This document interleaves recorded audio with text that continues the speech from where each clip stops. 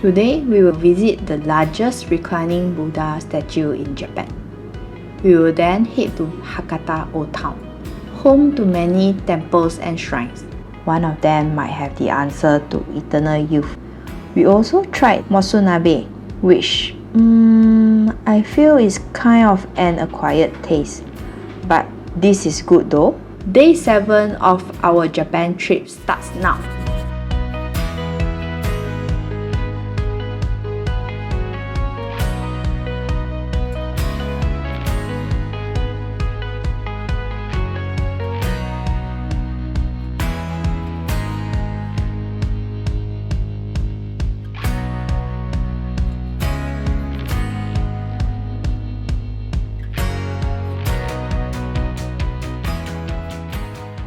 Behind us is the iconic reclining Buddha. It is really very huge. It's 41 meters long. It's actually the largest bronze statue in the world. This is the main Sasaguri pilgrimage temple. The route of the Sasaguri pilgrimage usually take around 3 to 5 days because it's actually a 50-kilometer long route. Those that are on the pilgrimage will visit 88 temples. Every year, hundreds of Buddhists will come to help clean this bronze statue. They will attach bamboo leaves to 5-meter long pole and they will clean it.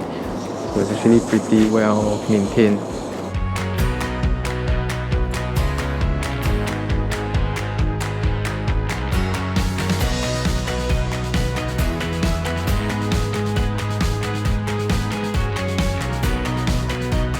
We are now back at Hakata station. Now we are having lunch. The lunch spot we have chosen is actually a Motsunabe restaurant called Rakutenti. We have ordered their signature Motsunabe. So Motsunabe is all the different beef innards. So you can see various beef innards and they top it off with a mountain of chives. I personally have not eaten a lot of beef innards, so I'm not sure what parts they are. This looks like a ball of fat. Very chewy. Very chewy. I'm not really sure what it is, but it's pretty good. So they actually gave us some starters and there are also the innards. Overall, it's pretty good. It costs us about 1,680 and it's actually a set. So it comes with a drink as well as noodles, which I think they will be serving us later. This is one of the must-try dish when you're here at Hakata. So how was it? Personally, I'm not a fan of innards. Overall, I think it's quite okay. The innards actually doesn't have any smell. It's just that when I eat the noodles, I can actually smell it. If you are not a person that really eat innards or like innards, you might want to consider not eating. But there's more vegetables like chives and cabbage than the innards itself. Yes, you can don't eat the innards but eat the rest of the ingredients. But the soup do have the innard smell. But it's really nice. I find it very sweet. We are now at Cafe Mutsukado. They're famous for their toast and we ordered the one which has butter and red bean. It looks really nice, I mean just by looking at it. Let me try the red bean first. It's sweet but the butter is really starting to melt, so it has a very salty flavour to it as well. The toast is really crispy. It reminds me of the Shibuya toast. It's surprisingly light compared to Shibuya toast where you know that it's very sinful with all the butter and all that, but this is actually just a plain toast. So it's not really that sinful, really nice. I highly recommend to come here to taste this.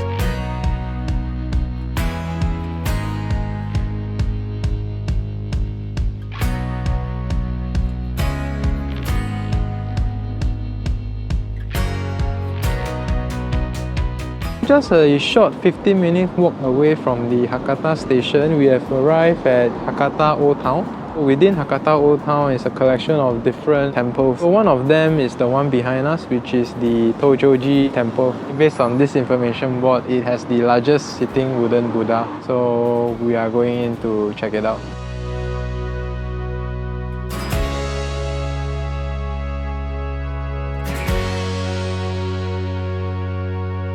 So we are just done visiting Tochoji Temple and it was magnificent. Like both of us were really shocked. I think the reason why we were shocked is because we don't expect such a big statues inside the room. Yeah, There was also a pathway behind the wooden Buddha, and part of it is actually pitch black, and you will just have to walk it through, and it's not a straight path.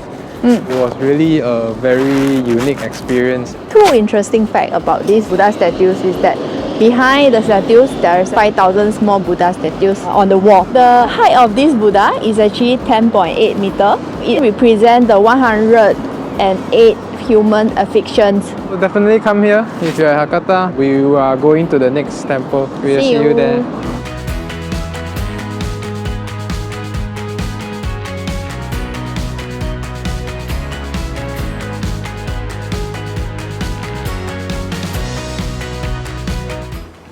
So we're just done visiting our second temple in Old Hakata town, the Shofukuji Temple.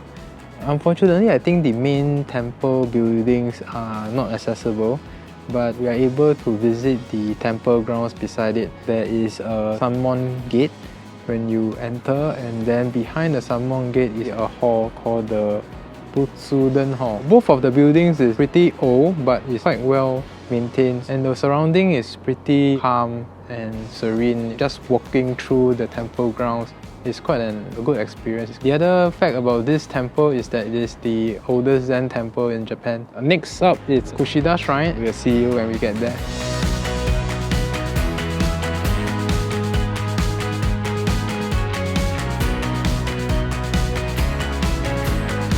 We're just done visiting the Kushida Shrine, and this shrine is for people who want to pray for eternal youth and longevity. Right outside the main shrine, there's actually a pond featuring 3 cranes, and the legend states that if you were to drink from this pond, you attain eternal youth. There's also quite a lot of interesting things within the shrine itself. One of them is a display of Yamakasa, which is like a festival float. And the one in the Kushida Shrine is actually 10 meters tall, featuring different places of interest as well as specialty of Fukuoka.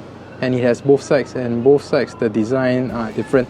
I think the other one is a special rock. The stone, yeah. It's believed that in the olden days, people will try to carry the stone to test whether will they have a good harvest throughout the year. Both of us tried to carry the stone. It's very heavy. It didn't even move an inch. There is still a 12 zodiac clock at the front door. And it's about 5 p.m. now, and we are just done visiting all our attractions that we planned for the day. We'll probably head back to our hotel and maybe get dinner at the supermarket along the way. So we'll see you tomorrow. See you. Bye.